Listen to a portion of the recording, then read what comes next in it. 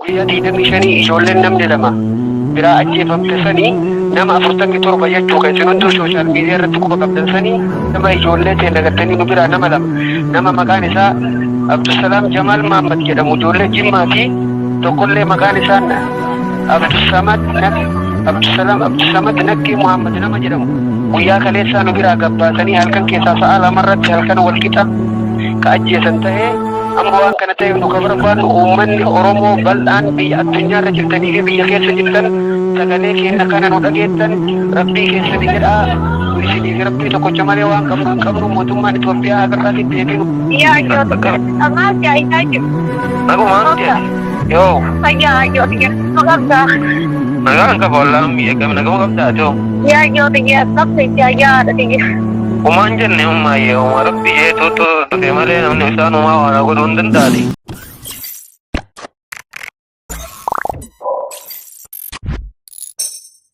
Mata Malkaa Balloo godina Harargee baasantee fi badhaasa Mahammad Jundii godina Harargee lixaa aanaa Daaroo Labuu magaalaa Milkaa'ee kan ta'e guyyaa irraan tanaa murtiin du'aa irratti murtoofte yeroo isaan haadha abbaa isaaniitti dhaammatan sagaleen isaanii dhageeffamte sagalee tana dhageeffannee mee walitti adeemnu dhageeffadhaa.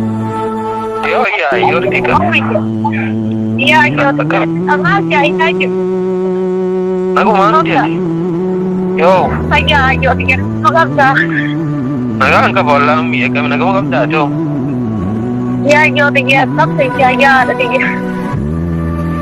Umaan jenne ummaayee uma rabbi jeetuutu dhufe malee namni isaan umaa waan godhuu hin danda'ani.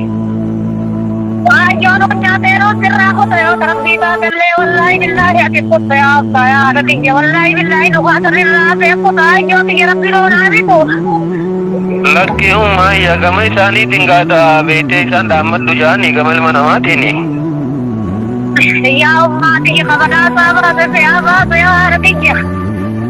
Maali maal taate muyye ijoolleen ta'e maal taate kami nagoo qabdii misla.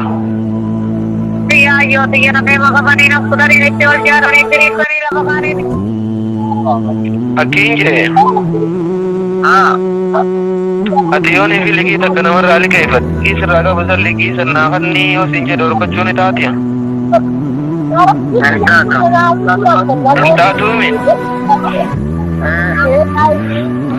Iskaa jabaadduuti yaara anis rabbuma na uume santuutu lubbuuti janaa fidii jeebnarraa fudhachuu deema. Akkasiiti ammaan tana dhadhaammadhaa jaaniiti har'aan tana dhufanii waraqaa na fidanii. Akkasitti boru ganama isaa lamarratti naan jaani. Kudha lamarraa akka sa'a lama akkasitti sa'a tana lamaan jidduutti beektee. Wanni rabbiin jee beektee wanni hin oolamtu beektee gaattis ta'e anis ta'e ani ammoo ati akka ummaa xiyyaa taatee wannan ta'iniiti.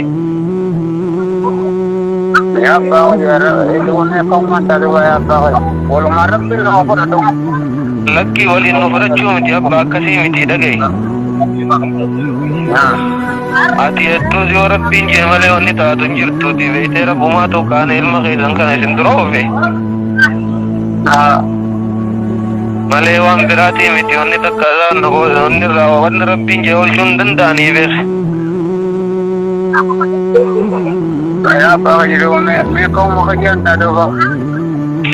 Wanni taatu abbaa kiyyanuma sabbarta malee wanni biraa wanni takka wanni taatu hin jirtu sabbartee dhuma rabbi irratti dhaabamta innaa liqaanii beekta ijoollee teenyarraas guddoon suma. Wallahi waa takka waa yaaddu qabduuti ijoollee teenya dasii gadii sarafaa sabbarsiiftu mukaa malee anuma rabbiin tuutisattu na dhufe ilma namatti baasanii.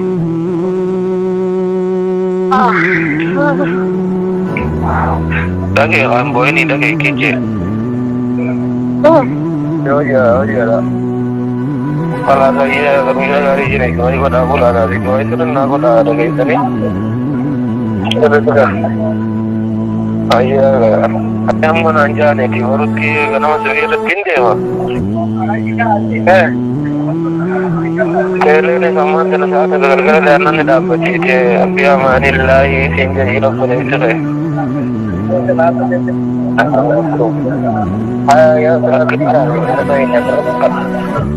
Akkasitti jabaadhaati biraataa fi hundaa'u masjiidaalee jiru hundatti salaatul qaa'ima kanaadhaa manatti naa hime dhageesse.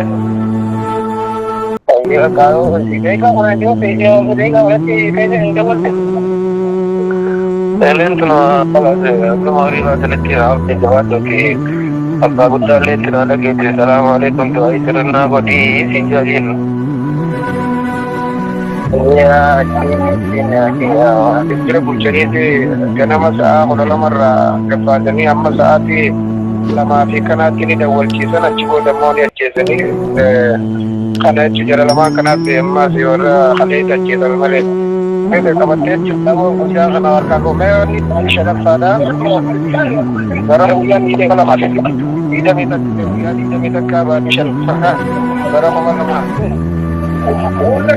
ida mi ani kamma isana rantana fuda mani kala kana sala saati takabo de to arrabu ya isa saati sadde ti walakati saniti makasani sidani sulfata buqa adani utti mani Abdul Qadir Muhammad Siraja Mufi Muhammad Haji Muhammad Jundi Haji Gadar Rabbi Jamu akan tekara fuula Rabbi je muda burganama wa matani ke nammo saat takabo jani basan galgala saat takatini khair fi amanillah dani